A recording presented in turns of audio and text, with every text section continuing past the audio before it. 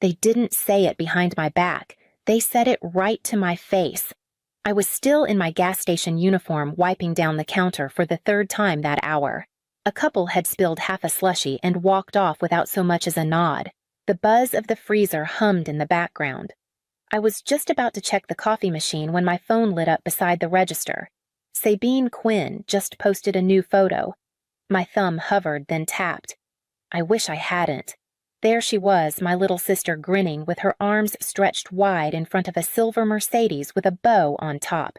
The caption read, "Graduated in style. Thanks, Mom and Dad. Blessed Beige Mercedes baby." The location tag, Four Seasons Hotel Charlotte.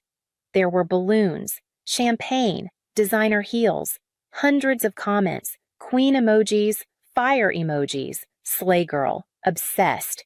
I just stood there, sticky cloth in one hand, the other, holding my phone like a punch I didn't see coming. I wasn't mentioned. I wasn't tagged. I wasn't invited. I put the phone face down and kept wiping. There was no one to complain to. I didn't even bother asking why. I already knew the answer. When my shift ended, I rode the bus home and sat on the edge of my twin mattress.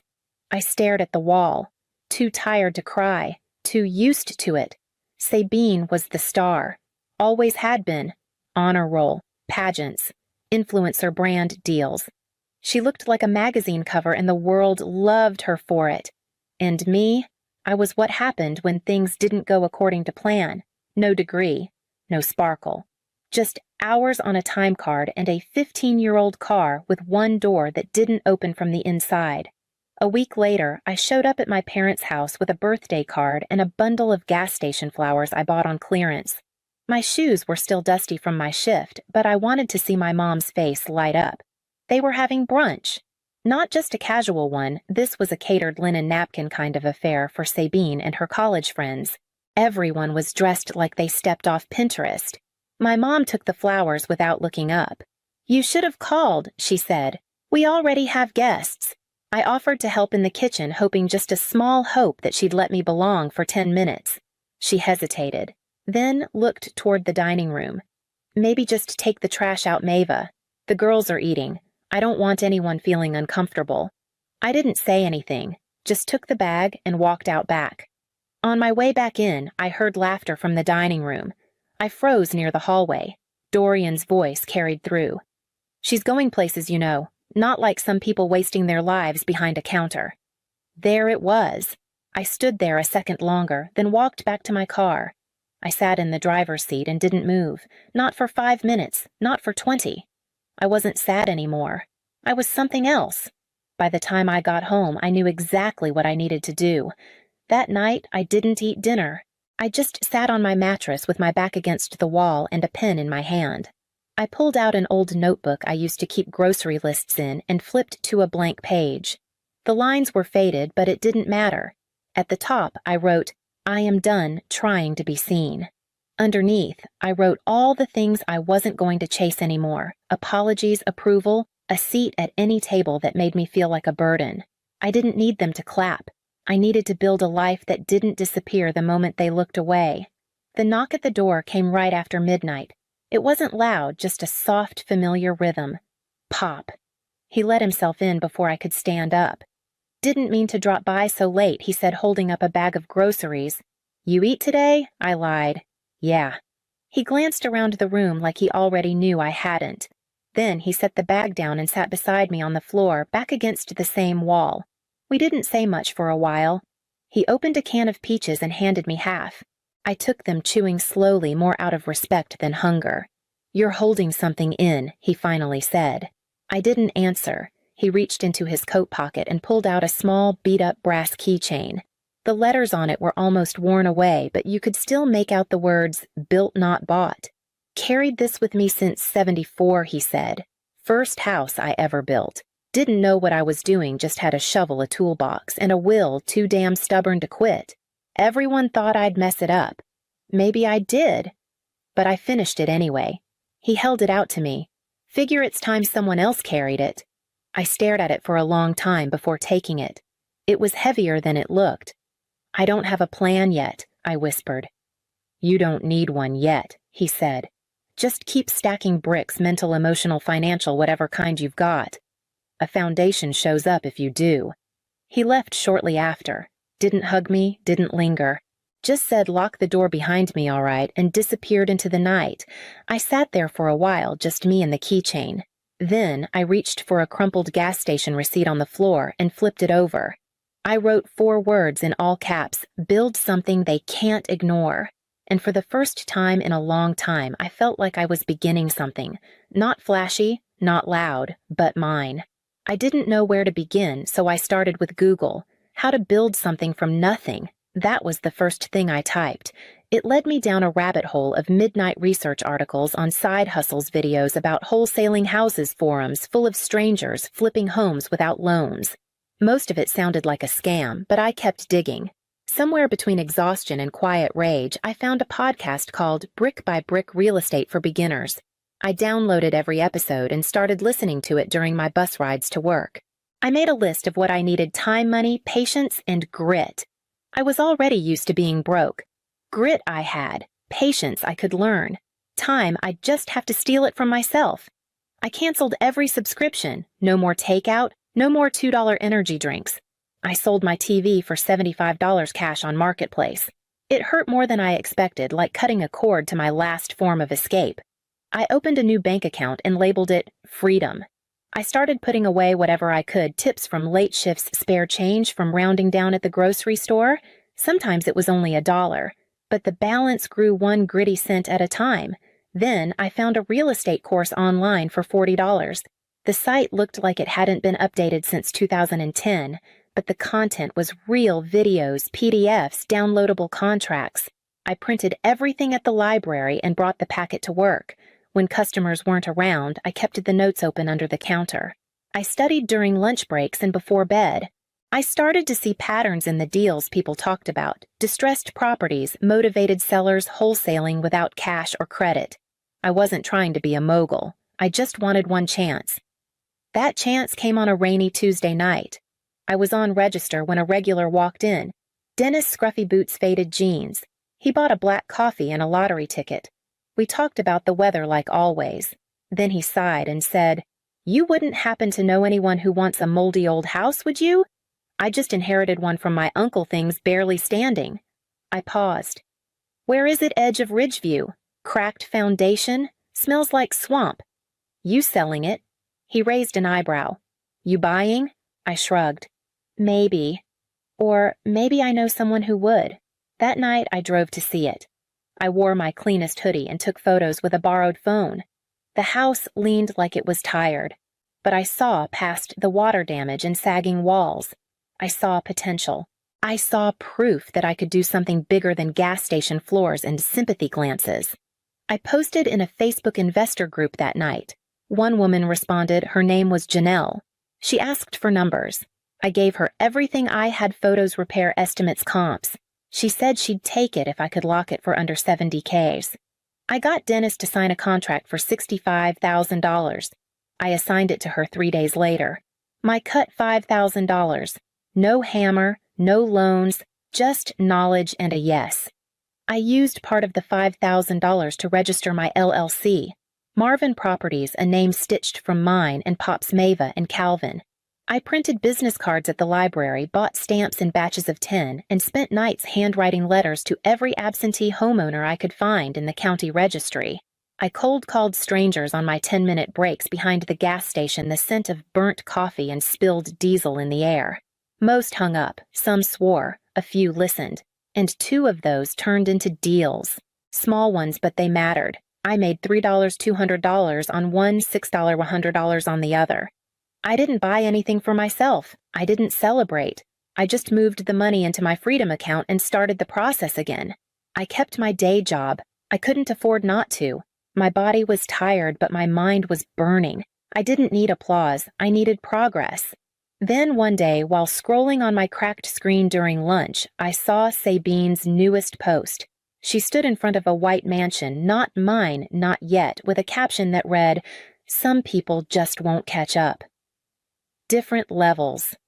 It wasn't subtle. It didn't have to be. The comments flooded in. Iconic, built different, leave the slow ones behind. I locked my phone. My hands shook. I wasn't angry, I was just so tired of disappearing. Later that week, I helped with my first renovation. A local investor offered to let me assist on a flip. I said yes without hesitating. I scraped floors, hauled demo trash, painted until my arms ached. And every time I opened a window in that dusty house, I could almost see the future. One night, long after everyone else had gone home, I sat alone on the unfinished stairwell. Drywall dust clung to my jeans. I was supposed to be proud. I was building something. But instead, I cried. Not loud, not messy, just quiet tears that didn't ask for comfort. The kind that came from being proud and invisible at the same time. I heard the door creak open. Pop stepped in holding a thermos. He didn't ask what was wrong. He didn't need to.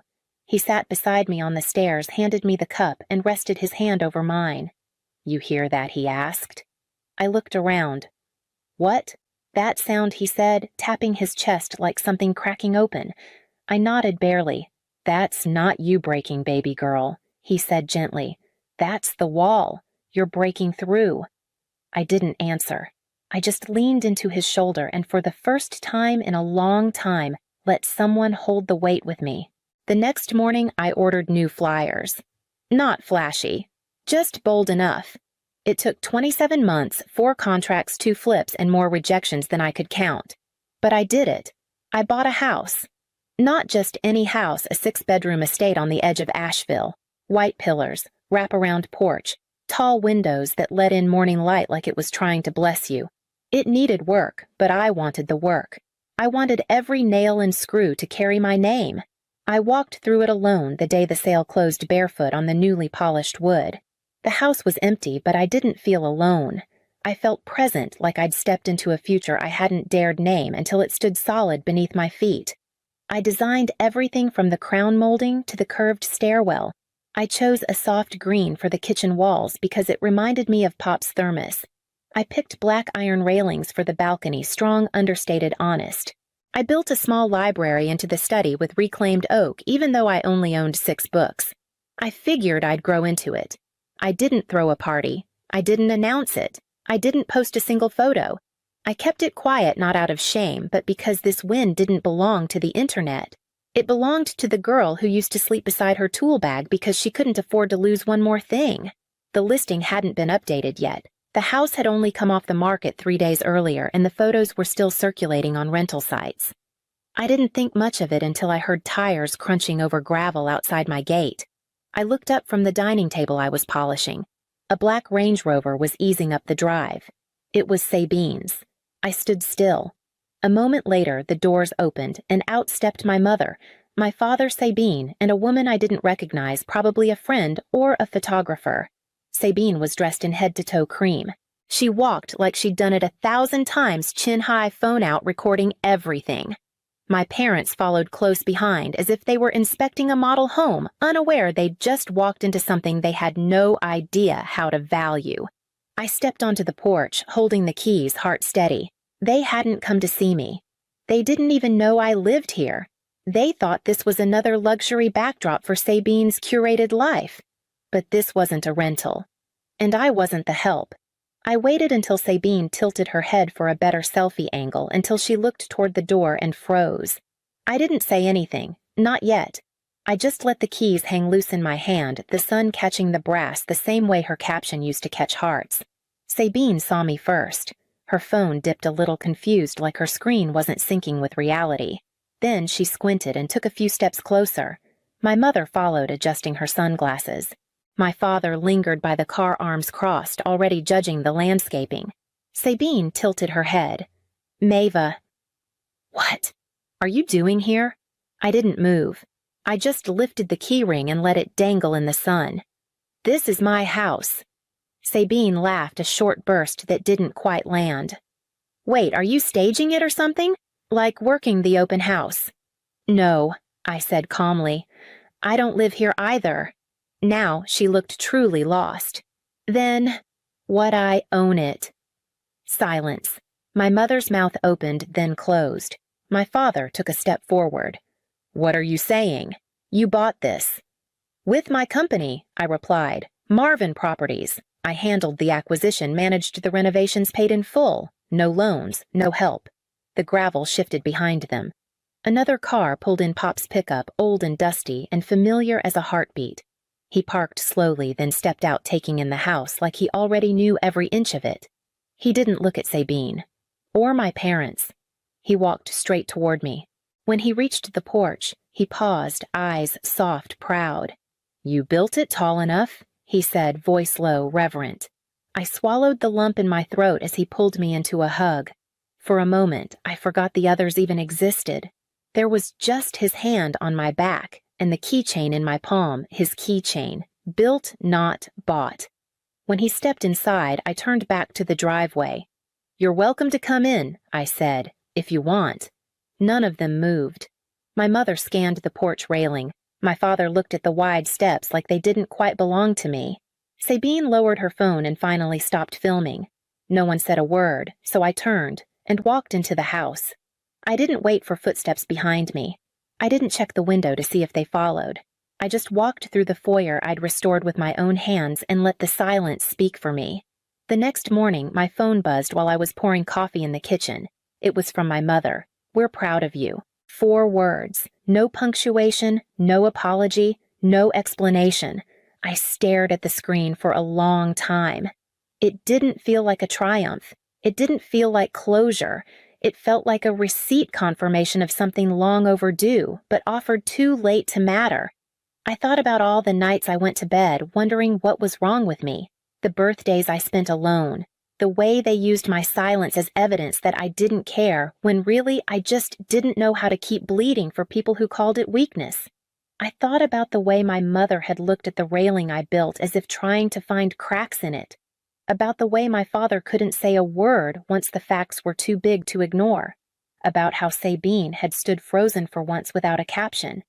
And then I deleted the message, not out of bitterness, just clarity. I no longer needed proof that I was enough. They saw me now, maybe. But I'd been real this whole time. Just because someone finally opens their eyes doesn't mean you were invisible before. Pop and I had breakfast on the back porch. He told me about the crooked chimney he'd built on his first house, how it leaned but never fell. We laughed about it over scrambled eggs. That meant more to me than any message ever could. Later that day, I drove out to a property 2 towns over to meet a seller. The roof was half caved in. I saw the same thing I always did, possibility under the wreckage. I walked through the weeds and imagined what it could be, not because I needed to prove anything anymore, because I had finally remembered who I was building for. Maria and Elijah used to share night shifts with me at the station. They saw me before the polished floors and porch columns back when I was still wiping counters and counting coins for rent. When they asked how I did it, I didn't give them speeches. I gave them tools. I printed out my original scripts, gave them copies of the old course, PDFs, walked them through how to talk to sellers and handle silence on the other end of the phone. They showed up early, stayed late, asked hard questions.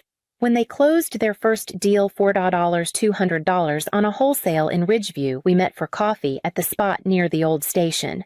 I brought them each a keychain. Same brass, same words, built, not bought. They understood. A week later, I saw a photo Sabine had posted. She was standing in front of my house smiling into the camera.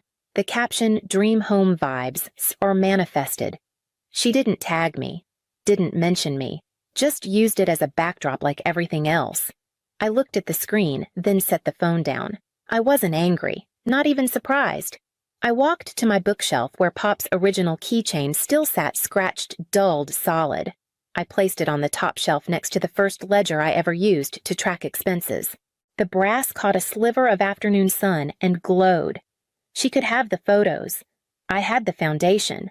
Most mornings I water the garden before the sun gets too high. It's not much, just herbs, tomatoes, a stubborn fig tree that refuses to give up, but it grows. Like I did. Pop still visits every Sunday. We drink coffee on the back porch, talk about roof angles and soil drainage like we're running a tiny empire. He always brings something, an old blueprint, a story I haven't heard, a reminder that building runs in the blood. There's no applause, no spotlight, just steady mornings and floors that don't creak when I walk on them. I used to chase their attention like oxygen. Now I breathe just fine without it. The ledger's full, the keychain's polished, the front door closes soft and sure. Sometimes I think about that girl behind the counter counting pennies pretending not to notice when people didn't look her in the eye. I hope she'd be proud of who we became. They still don't talk about me much. That's all right. I didn't do this to be remembered by them. I did it to remember myself. They thought I'd always be behind the counter, but I became the architect of my own front door.